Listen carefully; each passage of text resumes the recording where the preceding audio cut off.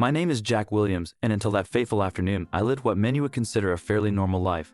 I was 35 years old, born and raised in a quiet suburb just outside of Chicago. My parents were hardworking people. My father was a mechanic, and my mother a schoolteacher. They instilled in me the values of honesty, loyalty, and the importance of building a strong, stable family. After high school, I attended a local college where I studied business administration. It was during these years that I met Emily. She was everything I wasn't: free-spirited, artistic, and full of life. Emily came from a small town in Wisconsin where she grew up on a farm. At 32, she had an air of wisdom beyond her years, likely the result of the hardships she faced in her youth. Her father had passed away when she was just a teenager, leaving her to help her mother manage the farm and raise her two younger brothers. Despite our different upbringings, Emily and I were drawn to each other like magnets. Her creativity complemented my practicality, and we quickly fell in love. We married after college and settled into a modest home in the suburbs. Emily pursued a career as a freelance graphic designer, while I landed a job at a mid-sized marketing firm, working my way up to a management position. We were the quintessential suburban couple, or so I thought. It was a Tuesday, an ordinary day by all accounts, except for the nagging headache that had been bothering me since the morning. I decided to leave work early, hoping to catch a few hours of rest before Emily returned from her yoga class. I didn't bother calling her. She always stayed late on Tuesdays, enjoying a post-class coffee with her friends. So when I pulled into our driveway at around 3 p.m., I was surprised to see her car parked in its usual spot. At first, I thought nothing of it. Maybe her class had been canceled, or perhaps she wasn't feeling well. I grabbed my briefcase and made my way to the front door, noting how quiet the house seemed. The afternoon sun streamed through the windows, casting long shadows across the living room floor. Everything looked perfectly normal, but something in the air felt off, an uneasy stillness that I couldn't quite place. As I walked through the hallway, heading toward the kitchen, I heard it, a faint murmur coming from upstairs. My heart skipped a beat. It was Emily's voice, soft but urgent. I paused, my mind racing through possible scenarios. Was she on the phone? No, it didn't sound like that. Was someone with her? The idea was ridiculous, and yet the unease grew stronger. I took a deep breath and climbed the stairs, each step heavy with dread. The voices became clearer as I neared the bedroom. Emily's, unmistakably, and a man's. The realization hit me like a punch to the gut. I knew that voice. It was Richard, my boss. Richard Thompson was a man who commanded respect wherever he went. At 45, he was the CEO of the marketing firm where I had worked for the past decade. A self-made millionaire, Richard was the kind of man people admired, charismatic, intelligent, and ruthless in business. But there was something else about him, something that had always put me on edge. He had a way of making you feel small, insignificant, even when he was offering praise. Over the years, I had done everything I could to stay on his good side, to earn his favor, but I never imagined he would end up here, in my home with my wife. I reached the top of the stairs, my pulse pounding in my ears. The door to our bedroom was slightly ajar, and through the crack, I could see them. Emily was kneeling on the floor, her hands on Richard's legs, her face inches from his. She looked up at him, her eyes filled with something I had never seen before, an expression of desire, of submission. My breath caught in my throat. This couldn't be happening. Not Emily. Not my Emily. But there she was, and the words she spoke next shattered whatever hope I had left that this was some terrible misunderstanding. I couldn't resist his Big Johnson, she said, her voice barely above a whisper, but clear enough for me to hear every word. Richard chuckled, a low, menacing sound that sent chills down my spine. You've done well, Emily, he replied, his hand stroking her hair like she was some sort of pet. But now, it's time for your husband to join us. My hands shook as I pushed the door open, stepping into the room. Emily gasped and scrambled to her feet, her face draining of color. Richard didn't move. He simply turned his head and looked at me with that infuriatingly calm expression of his. Well, Jack, he said, his voice dripping with condescension, I wasn't expecting you home so early. For a moment, I couldn't speak. The scene before me was too surreal, too grotesque to process. My wife, the woman I had loved and trusted for over a decade, was standing there, complicit in this betrayal. And Richard, the man who had been a mentor, a superior, was the architect of it all. What the hell is going on here? I finally managed to choke out, my voice trembling with anger and disbelief. Richard smiled, a slow, predatory grin that made my skin crawl. Isn't it obvious, Jack? Emily and I have been getting to know each other more intimately. She's been quite eager, actually. I turned to Emily, hoping against hope that she would deny it, that she would tell me this was all some twisted joke, but she didn't. Instead, she looked at me with a mixture of shame and defiance. I'm sorry, Jack, she whispered, her voice cracking. I never meant for you to find out like this. The words hung in the air like a death sentence. I felt the ground shift beneath me, my world crumbling into pieces. But before I could say anything, Richard stepped forward, closing the distance between us. He was taller than me, broader, and the way he looked down at me made me feel small, powerless. You see, Jack, he said, his tone almost mocking. Emily, and I have something special, something you could never understand. And now that you're here, I think it's time we brought you into the fold." He reached behind him and pulled out a gun, a sleek, silver Colt that gleamed ominously in the afternoon light. He held it casually, as if it were just another accessory, but the message was clear. "You're going to watch, Jack," Richard continued, his voice dropping to a sinister whisper. "You're going to watch me with your wife until I finish, and you're not going to do a damn thing about it." My blood turned to ice. The rage that had been simmering inside me exploded into a full-blown inferno. Without thinking, I lunged at him, adrenaline fueling my every move. I grabbed the Colt, wrenching it from his hand with a strength I didn't know I possessed. Richard's eyes widened in surprise as I pointed the gun at him, my hand steady, my mind clearer than it had been moments before. "Now," I said, my voice cold and steady, "you'll play by my rules." Emily gasped, but I didn't take my eyes off Richard. The tables had turned, and the power he had wielded so effortlessly was now in my hands. I felt a grim satisfaction as I watched his confidence falter, the smug grin replaced by a flicker of fear. "What do you think you're going to do, Jack?" he asked, trying to regain control, but the uncertainty in his voice betrayed him.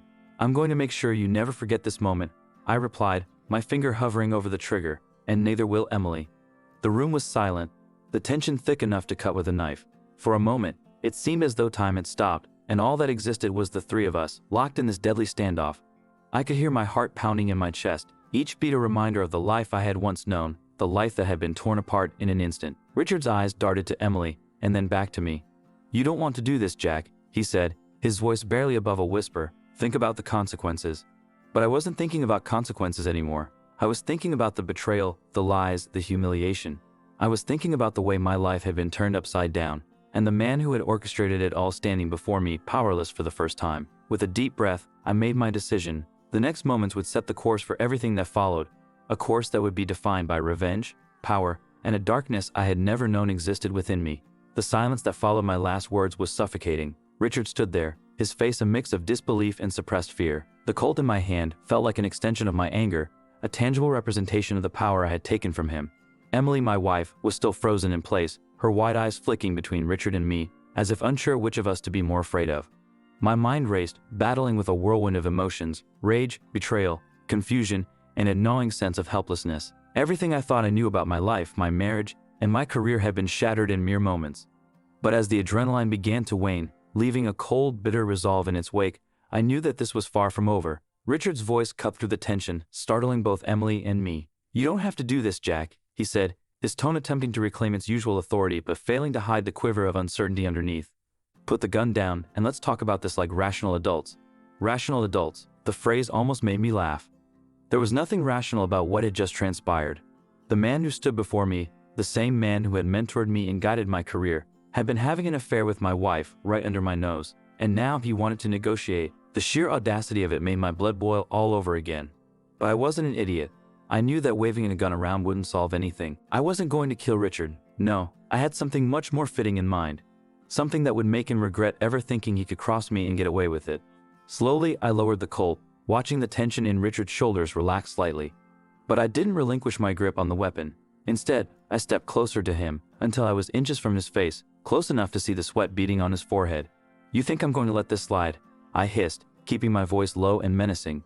"You think you can just waltz into my life, screw my wife, and walk away like nothing happened?" Richard opened his mouth to respond, but I didn't give him the chance.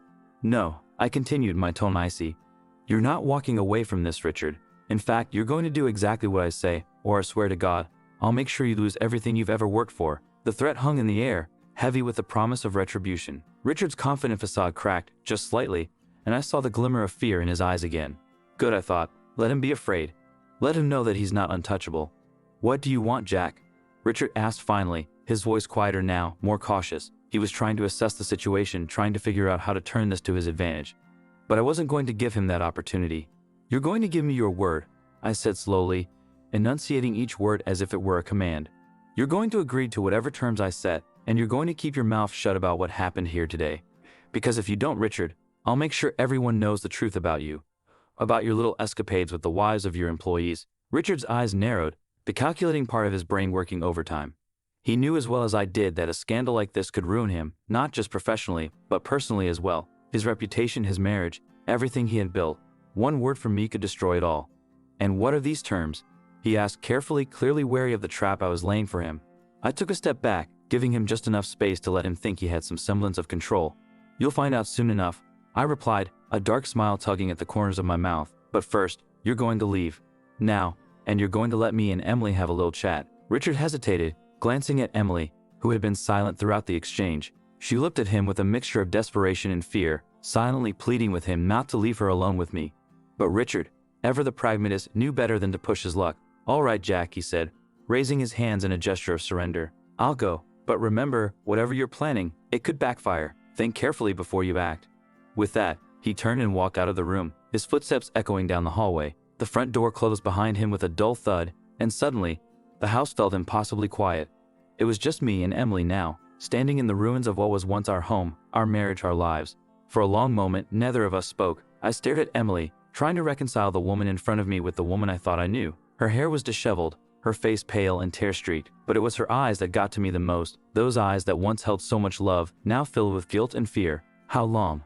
I finally asked, my voice barely above a whisper. Emily flinched, as if the question was a physical blow. Jack, please. How long? I repeated louder this time, the words ripping through the silence like a knife. She took a shaky breath, her gaze dropping to the floor. A few months, she admitted, her voice trembling. It started after that last business trip you took to New York. Richard, he was there for me when you weren't. I clenched my fists, the anger surging back to the surface. So this is my fault? You're blaming me for your affair because I was working? No, she cried, looking up at me with wide, tear-filled eyes. No, Jack, it's not your fault. I made a terrible mistake. I was lonely and Richard, he was persuasive. But it was never about love, Jack. It was never about you. I still love you. Her words felt hollow, like a desperate attempt to cling to something that had already slipped through her fingers. I wanted to believe her, wanted to hold on to the love we once shared, but the image of her with Richard was seared into my mind, poisoning every memory we had together. Do you even understand what you've done? I asked, my voice shaking with barely contained fury. You've destroyed us, Emily. You've destroyed everything. I know, she whispered, her shoulders shaking with silent sobs. I know, Jack, and I'm so sorry. I'll do anything to make it right. Please, just don't leave me. Her plea hung in the air, and for a moment, I felt a flicker of pity for her, but it was quickly drowned out by the overwhelming sense of betrayal. She had made her choice, and now we both had to live with the consequences. I'm not leaving, I said, surprising myself with the calmness in my voice. But things are going to be different from now on.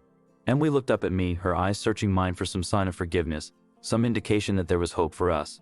But I didn't give her that. Instead, I laid out the terms that had been forming in my mind since Richard left.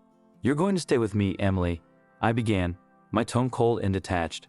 But this marriage, whatever it was, is over. From now on, we're partners in name only. You'll continue to live here, but you'll have no say in what I do, who I see, or how I choose to live my life.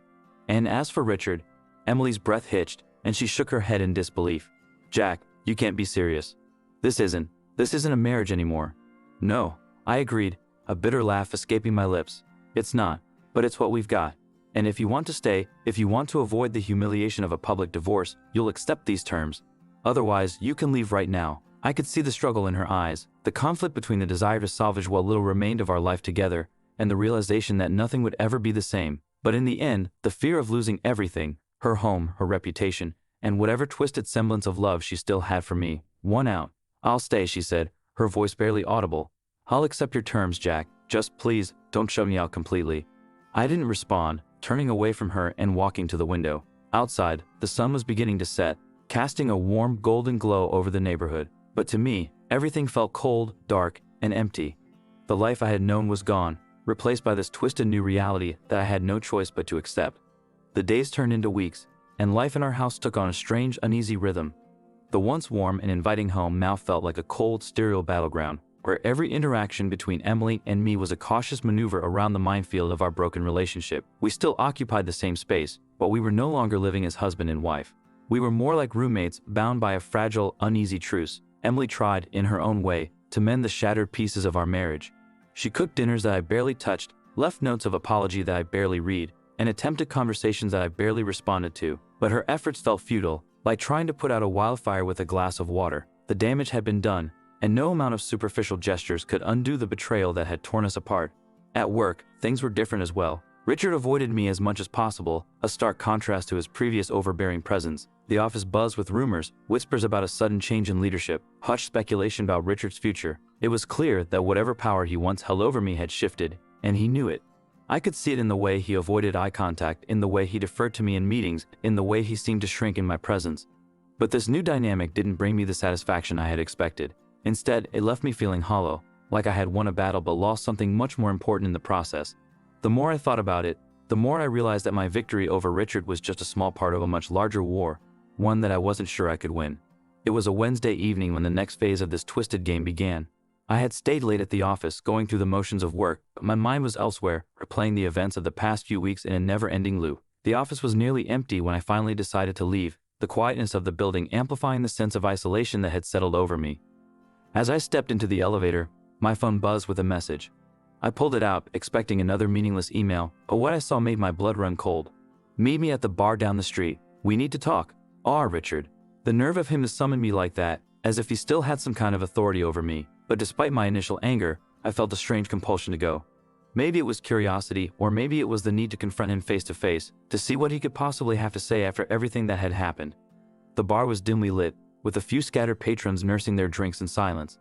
I spotted Richard immediately, sitting in a corner booth, a glass of whiskey in front of him. He looked different, disheveled, weary, as if the weight of his own actions had finally caught up with him. I walked over, not bothering to hide my disdain as I slid into the booth opposite him. "You got some nerve," I said, my voice cold as ice. Richard didn't respond right away. He took a slow sip of his whiskey, his eyes fixed on the amber liquid as if searching for answers in its depths. When he finally looked up at me, his expression was one of resigned defeat. "I didn't ask you here to fight, Jack," he said quietly. "I asked you here because I think we both know that this situation can't continue as it is." I folded my arms, leaning back in the booth. "Oh, really? And what exactly do you propose, Richard? Another secret arrangement? Another betrayal?" He flinched at my words, but quickly composed himself. "No," he replied, shaking his head. "No more secrets. No more lies. I've made a mess of things, Jack, and I'm trying to figure out how to fix it. But I can't do that without your help." The sheer audacity of his request nearly made me laugh. "My help? You want me to help you? After everything you've done?" "Yes," he said, his voice steady but his eyes pleading. "Because as much as I hate to admit it, we're in this together now, whether we like it or not." I studied him for a moment, trying to gauge his sincerity. He looked genuinely desperate, but I wasn't about to let my guard down. This was the same man who had nearly destroyed my life, who had taken everything I held dear and twisted it into something ugly and unrecognizable.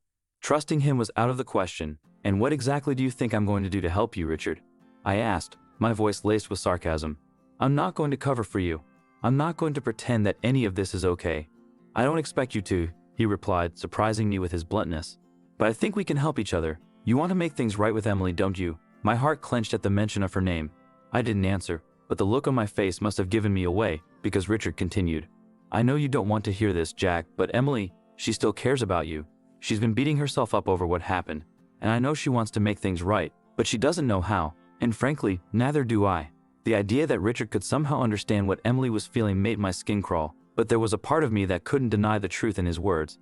Emily had been different lately, distant, yes, but also deeply remorseful. I could see it in the way she carried herself, in the way she looked at me when she thought I wasn't paying attention. "And you think you know how to fix this?" I asked, my voice dripping with skepticism. "I think we can work together to find a way forward," Richard said, leaning in closer. "I've made mistakes, Jack. I've hurt people I care about, but I'm not ready to give up, and I don't think you are either. We can still turn this around, but we need to be on the same page." His words hung in the air, and for a moment, I considered walking away, leaving him to deal with the mess he had created. But something stopped me. Maybe it was the tiny flickering hope that things could be different, or maybe it was the realization that, as much as I hated Richard, we were indeed bound by this twisted situation. "What exactly are you proposing?"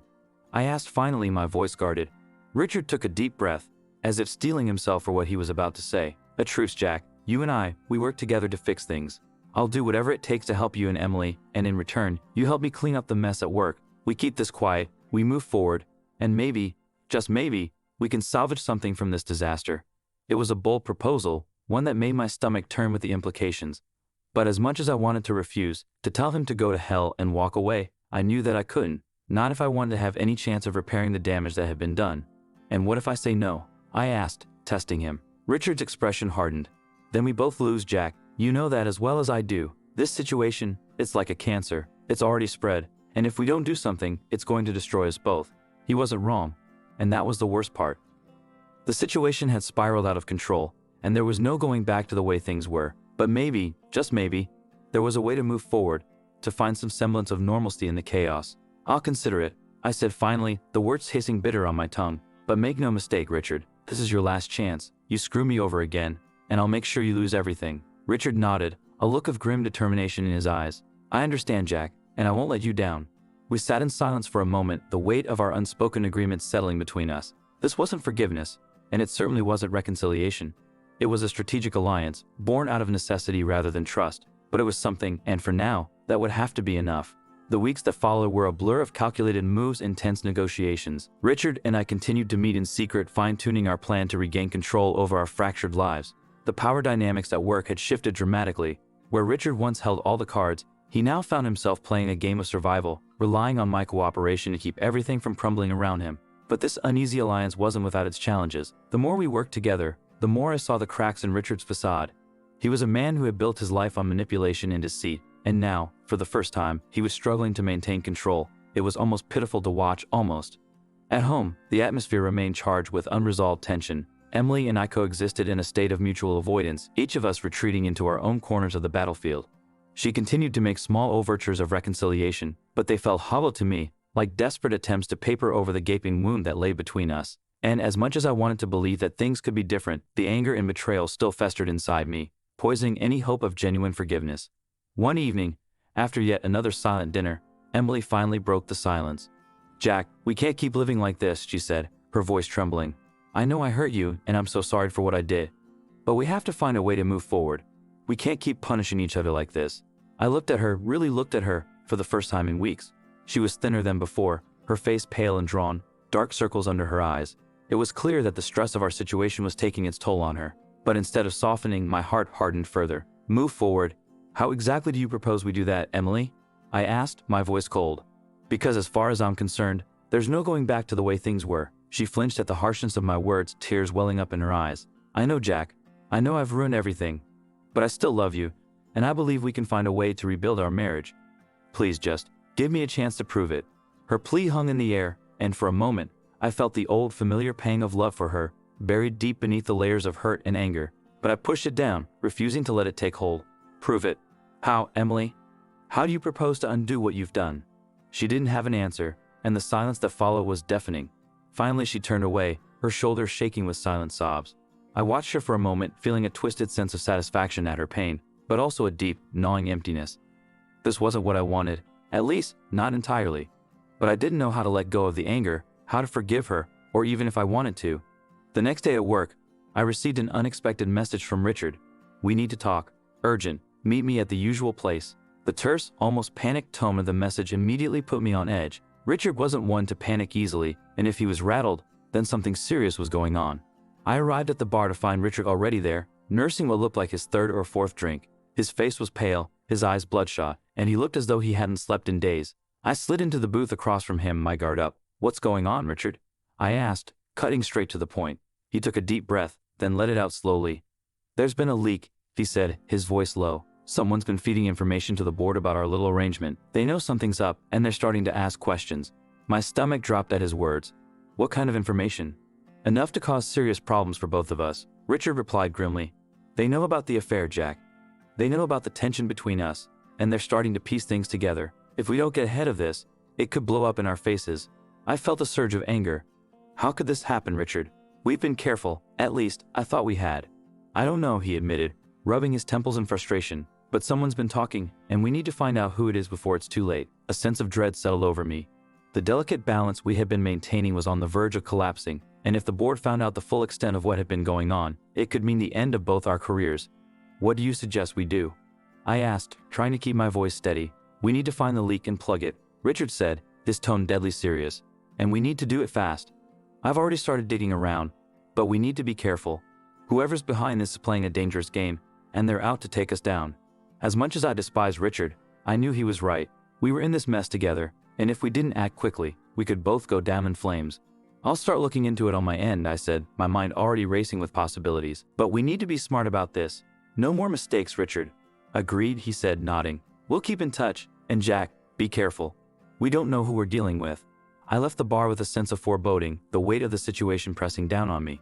The walls were closing in, and I had the unsettling feeling that we were running out of time. Over the next few days, I threw myself into investigating the leak. I sifted through emails, reviewed phone records, and quietly questioned colleagues, trying to find any clue as to who might be behind it. But despite my best efforts, I came up empty-handed.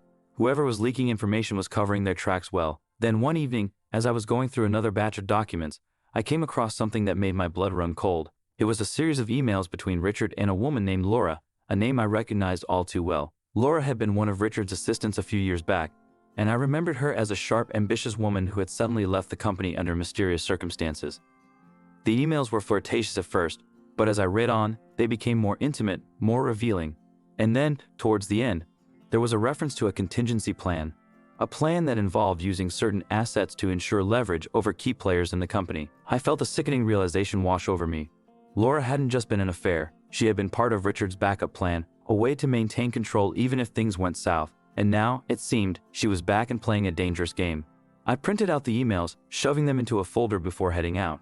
I needed to confront Richard, to get to the bottom of this before it was too late. But as I walked towards the parking garage, my mind racing, I couldn't shake the feeling that something was terribly wrong. I was halfway to my car when I heard footsteps behind me. I turned, expecting to see a colleague, or perhaps a security guard, but instead, I found myself face to face with Laura. She was as I remembered her, tall, poised, with an air of confidence that bordered on arrogance. But there was something different about her now, something colder, more dangerous. "Jack," she said, her voice smooth and controlled. "We need to talk." I narrowed my eyes, my grip tightening on the folder in my hand. "I don't think we have anything to talk about, Laura." "Oh, but we do," she replied, taking a step closer. "You see, I've been watching you and Richard for a while now, and I think it's time we cleared the air." I didn't trust her, not for a second. "What do you want, Laura?" She smiled, a slow, calculating smile that sent a chill down my spine. "I want what I've always wanted, Jack. Power. And right now, you're standing in my way." I took a step back, trying to assess the situation. Laura was dangerous, that much was clear, but I couldn't let her see my fear. "You think you can just waltz in here and take what you want? You're playing a dangerous game, Laura." "Perhaps," she said, shrugging slightly. "But I'm not the only one. Richard's been playing games for years, and you've been caught in the middle. But here's the thing, Jack, this game is bigger than either of you. And if you're smart, you'll get out while you still can." I knew what she was doing, trying to intimidate me, to make me doubt myself. But I wasn't about to back down. "I'm not going anywhere, Laura. You can tell Richard that I'm onto you both. Whatever you're planning, it's not going to work." Her smile faded, replaced by a look of cold calculation. "We'll see about that, Jack. But remember, you've been warned."